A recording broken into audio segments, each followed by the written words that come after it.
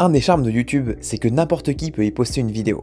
Et pour avoir une audience, pas besoin d'investir de l'argent dans une grosse production. Il suffit d'avoir quelque chose qui filme. Dire j'ai pas de matos ou pas de contact, c'est un truc de victime. Ce phénomène a donc créé des youtubeurs qui font énormément de profits car ils n'ont pas de dépenses. Donc on se retrouve avec des sociétés où 99% de notre chiffre d'affaires, c'est notre résultat net. Ce qui est important, c'est de plaire à l'algorithme YouTube pour que les vidéos soient recommandées. De cette manière, elles seront visionnées par les utilisateurs de la plateforme. What YouTube wants is they want people to click on a video and they want to watch it. Like, at its core, that's what it is. Essentially, by studying the algorithm, you'll learn that you're more studying human psychology. Lui, c'est MrBeast, un youtubeur américain avec une chaîne à plus de 100 millions d'abonnés qui est sur la voie pour devenir le premier youtubeur milliardaire. Et il fait lui-même partie de ces enfants qui ont commencé avec juste un logiciel gratuit qui enregistre son écran de PC et un microphone pourri. Problem solved. Before you can advance, you must flip every switch and kill all the monsters that come out. La différence avec lui, c'est qu'il a persévéré, et il postait déjà des vidéos régulièrement à son jeune âge. Il a commencé en faisant des vidéos sur différents jeux, et rapidement, il s'est mis à faire des commentaires.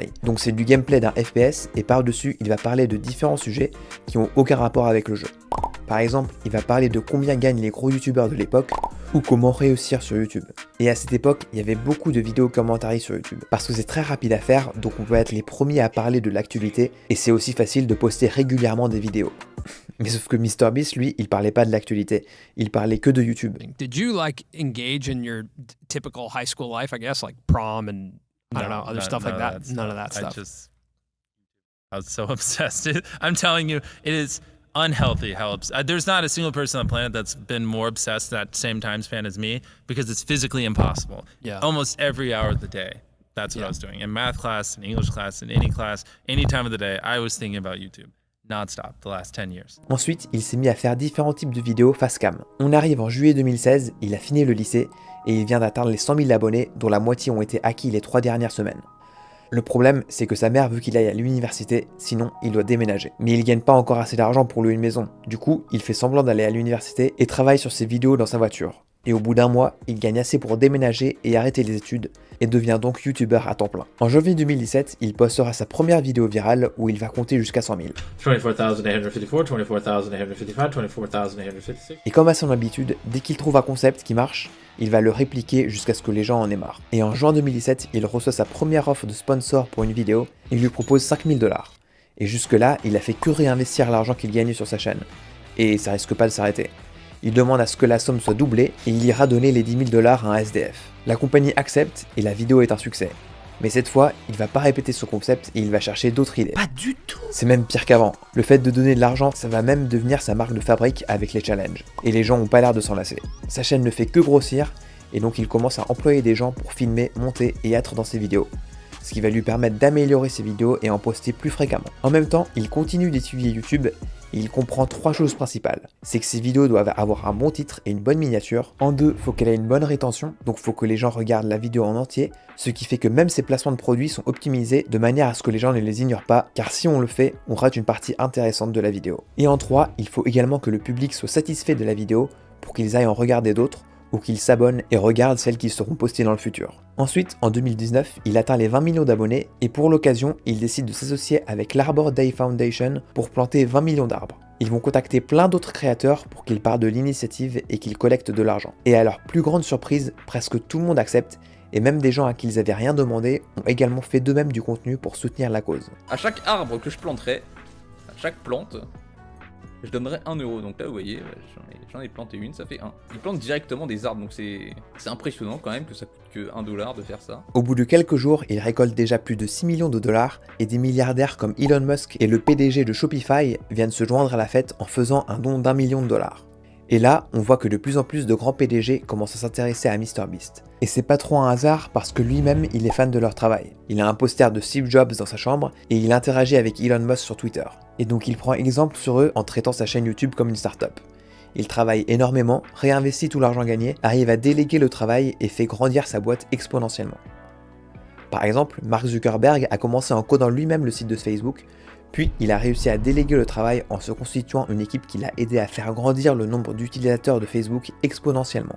Mais il y a une différence avec MrBeast, c'est que les startups ont besoin d'investisseurs dans leurs premières années pour se développer et elles mettent longtemps avant de faire du profit. Par exemple, Facebook a été créé en 2004, la même année ils ont reçu un investissement de 500 000 $, en 2005 un investissement de 12,7 millions et en 2006 de 27,5 millions.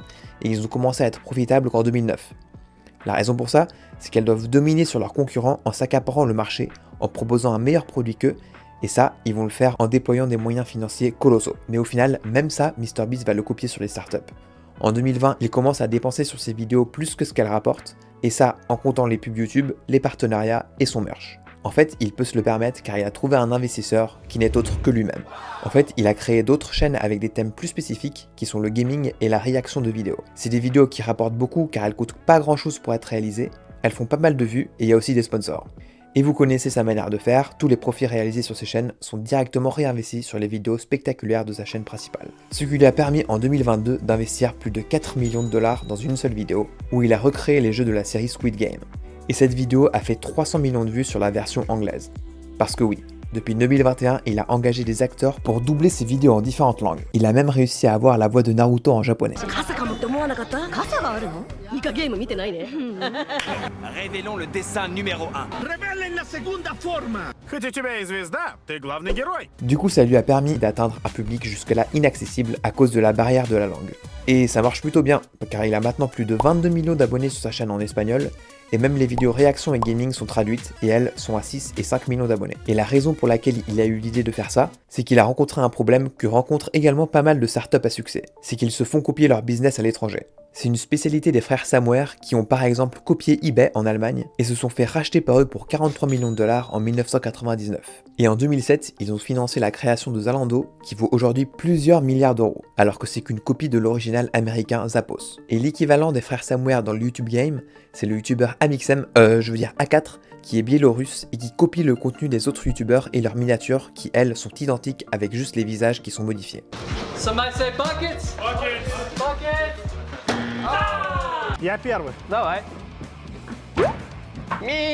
Et vu qu'A4 copie tout ce qu'il fait, ça lui permet de facilement créer plusieurs vidéos par semaine, ce qui fait que en total, sa chaîne compte plus de vues que la chaîne principale de MrBeast. MrBeast s'est plaint de ça sur Twitter en début 2021, mais au final, c'est pas vraiment un gros problème pour lui parce que contrairement aux startups, les consommateurs potentiels ne lui sont pas volés. Et donc ensuite, son insertion dans le marché russophone s'est très bien passée, mais il a arrêté de poster des vidéos depuis l'intensification de la guerre en Ukraine. Mais bon, certes, il arrive à gagner pas mal d'argent grâce à ses vidéos, mais ça n'explique pas comment il pourrait devenir milliardaire.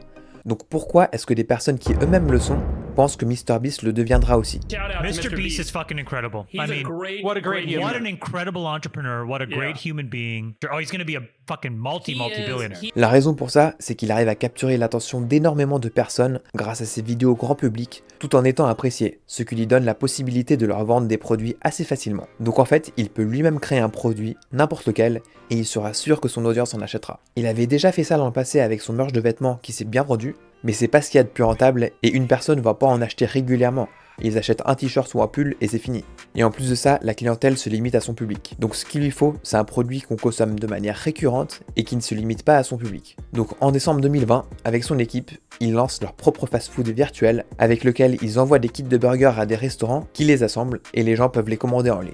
En juillet 2022, Beast Burger aura atteint un chiffre d'affaires total de 100 millions de dollars et en septembre, ils ouvrent leur premier restaurant physique. Entre-temps, ils ont aussi sorti une marque de barres de chocolat Feastables qui depuis septembre sont en vente dans tous les Walmart, qui est la plus grande chaîne de supermarchés aux États-Unis. And so like now, this past month, it's been absurd. Basically, whatever I thought we were gonna sell, we're doing like 5 times better.